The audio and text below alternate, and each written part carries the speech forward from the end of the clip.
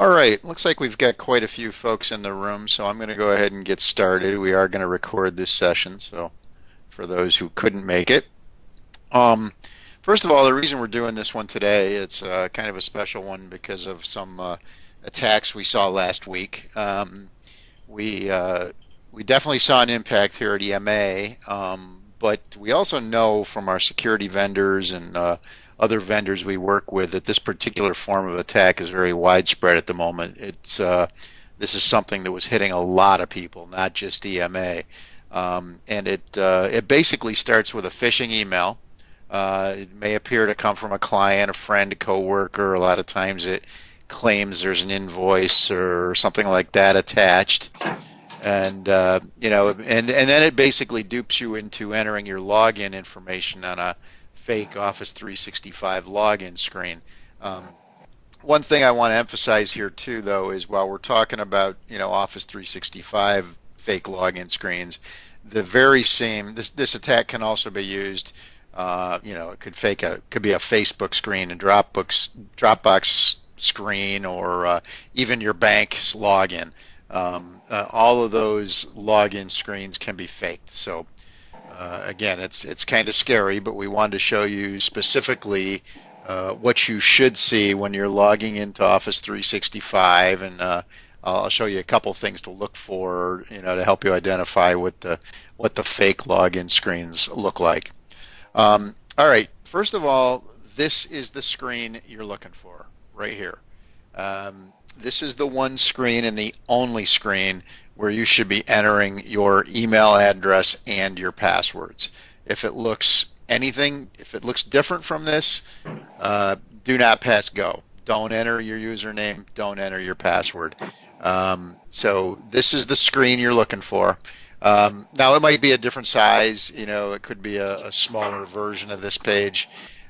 You may only see the section in white here if you're looking at a very small window, but this is what you are looking for. So how do you get to this page? If you're opening a browser, very simple way that I want to show you, mail.mower.com. Just hit that, type that into a browser window, hit go, and boom, it's going to take you right back to this screen where you then enter your username and your password. One tip for you, if you want to make Office 365 one of your login screens, one of your home screens, do that. Keep yourself logged in. That way you know you're in the right place. So that's how you know where you're going. Now, there's another way that happens to a lot of you, and again, this is kind of a common scenario. Let's say you're not logged into Office 365 and you get an email with an attachment in it. I've kind of pre-pasted this, but there's an email address in here or a link to an attachment that's content that we've shared on Office 365.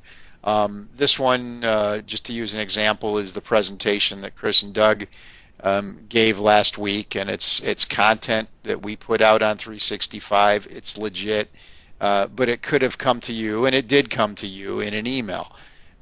This is what's going to happen when you click on the link to an attachment that is, like I said, it's 365 content. It's going to bring you to this screen, and it looks a little bit different from the one we just saw a minute ago. I want you also to pay attention. There's a box up here about a new sign-in experience, which I'm going to come back to. But one of the things to notice on this screen, when you come here and type in your EMA password, as soon as you type in mower.com and hit tab, it immediately, if you notice what happened there, the password disappears, and that's how it should behave. So again, even clicking on the password field, once I've entered the mower.com address, if I just click on that password field, again, it's going to take me to this screen where it asks me if I'm logging on with a work or school account. When I click that, once again, I'm going to end up right back at this screen, the one we know is the good one. So again, the important takeaway here is this is where you want to end up, and this is the one and the only place where you want to enter your EMA password. So be careful with that. Again, let me back up again, and I want to show you this new experience. I would actually encourage all of you, if you do find yourself on this page, go ahead and click on this where it says try it now, and I'll show you what it does. This is a new login that 365 is going to be using, and I like it better because it doesn't even show that password field at all on here. And you can also see the EMA logo still in the background. I think we're going to actually put up a new image and offset it a little bit so it's not hiding behind the box there. But you should see the EMA logo.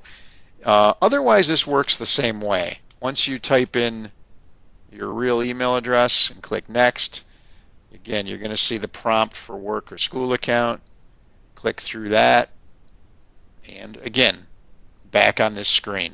Again, that's the only one you want to be using. So I like that. I like that screen a little bit better just because it hides that previous password screen, and ultimately this is going to be the only screen like that you see once Microsoft completely converts over to this new login.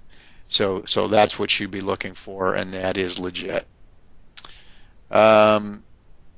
Before leaving that Hey, John, screen, in that experience, is it going to ask you if you're using a work account every single time, or is that just the first time you do it? it might ask you every time. Okay. Sometimes it depends. I have a personal account also, so it's kind of convenient that it asks. So I think even if you only have one, I think it's still going to ask. Okay, thanks. So that is a normal thing to see. The other thing I want to talk about in this whole process, and again, I want to point out the address line.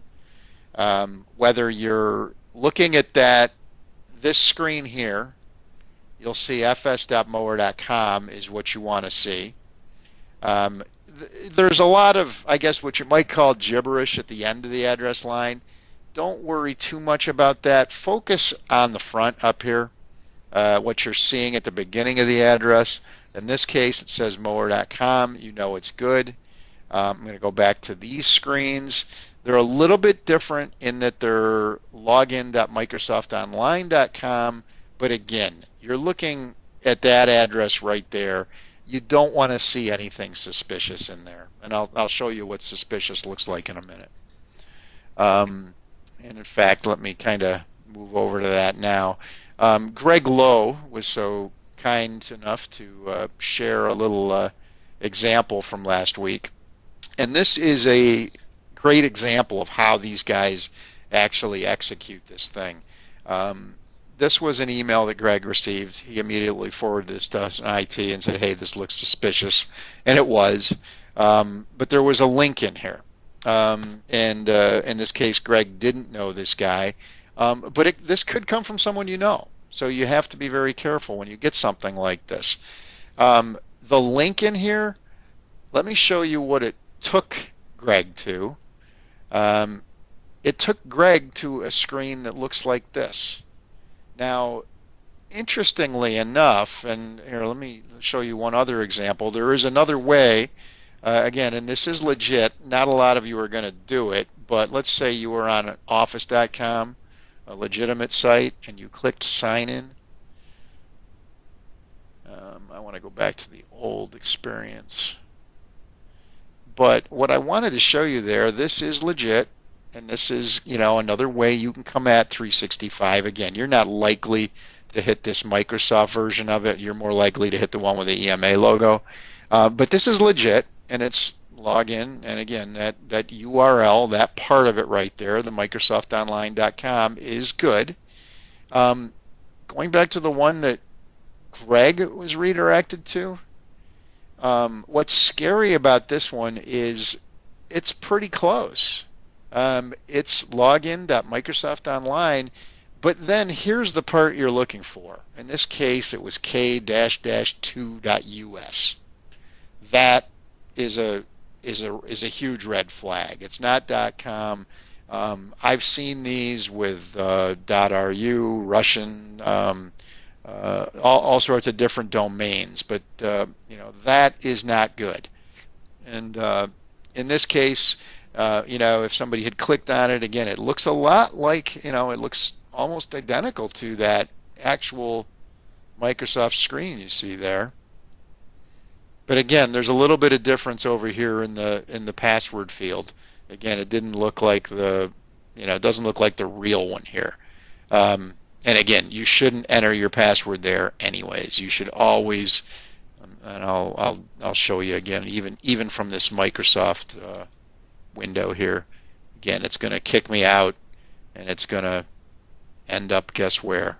Back on this page. So that's really what you're looking for. And again, that's really all I wanted to show you today. I mean, again, I think the key takeaways for you here is this is where you want to end up. This is the screen you want to be looking at when you finally enter your password in for Office 365. And if its screen doesn't look like this, or if it is suspicious at all, check the address line. Make sure you're seeing .com addresses, either fsmower.com or microsoftonline.com. But look for the bad stuff in there, and if you have any questions at all, just please stop, ask IT about it. We'll be glad to take a look and confirm that you're going to the right place. So that's it. Questions? Hi, Bruce. This is Cheryl, and it's not a question. I thought this was very helpful, very simple, but I think, as we know, the bad guys are getting more sophisticated. And not to make it more work for you, but I didn't know if you can compose a simple email that for people who aren't on the call or don't listen to the recording, pointing out those two main things of how they need to enter their password from the blue screen and also that .com. I didn't know, I think that would be helpful for other people who aren't on the call. Yep, we can do that. That's easy. So thank you. And just to scare everyone just a little bit more, it's unlikely that a hacker is going to duplicate this page. They could, and that's kind of the scary part in this thing. Now that would be a much more targeted attack, and I think they tend to paint with the much broader brush, and they're gonna, they can fool a lot more people by duplicating that Microsoft login page, but even on this page, you would want to pay attention to that URL in there and make sure you haven't, somebody hasn't, duplicated our login page as well. And by the way, we may be adding a logo to this login page as well. We'll let everyone know when we do that, if we do that. But we, and again, even that doesn't make this foolproof. They could still steal that logo. Even if we were to put an EMA logo on this side. So, John, this is Patty, whenever we get an email like this, does IT want to always know about it, or should we just... Like these phishing emails? Yeah. We don't, there's not a lot that we can really do with them. We know they slip through, unfortunately. So I mean, if it's you don't feel that you need to forward every one of them to us. Okay. One thing we want, and one thing I want to emphasize too, if you're the victim of this, there should be no shame in this. I mean, please let us know. Worst thing you could do is say, oh my God, I didn't, I did something bad and I don't want to tell anyone because I'm embarrassed. Please let us know. I mean, again, these are very clever and sophisticated hacks. And we actually turned this one, the one from last week, we reported it to the FBI. So, we do want to know about these things, and it helps us to prevent them in the future. It also helps us just to know how they were accomplished so we can share it with others. So again, it's all very helpful information. So please let us know if you see something suspicious. Again, you don't have to forward every email to us. We know there's a lot of spam and phishing stuff that does slip through the cracks, but definitely if you see something that looks suspicious, please ask.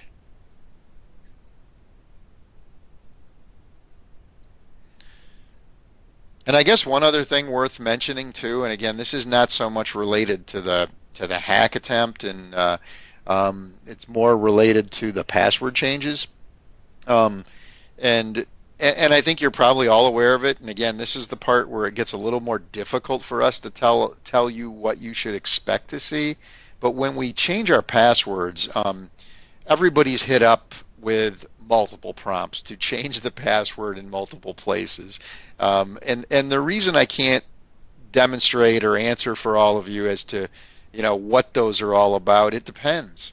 If you've got for example, if you've got OneDrive on your iPhone, and OneDrive needs your EMA password, that screen is going to look a little different on the iPhone than it will on a Windows computer. And it just depends on what services you're using and what devices you're using. But the one thing about that is you just changed your password. So when you start getting prompted for all those other services that use your EMA password, it could be TaskWatch, it could be Skype for Business, all of those things need to know about the password change also.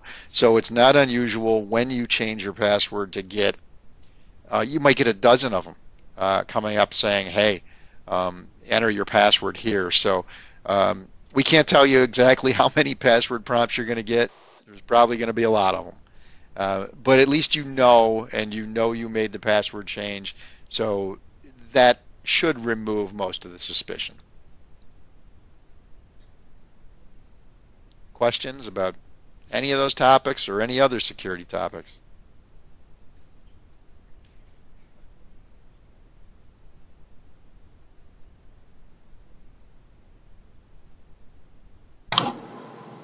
Thanks, John. This was helpful. All right. All right. Thank you, everyone. Bye. Thank you, John. Yep. Thank you. Bye. Goodbye.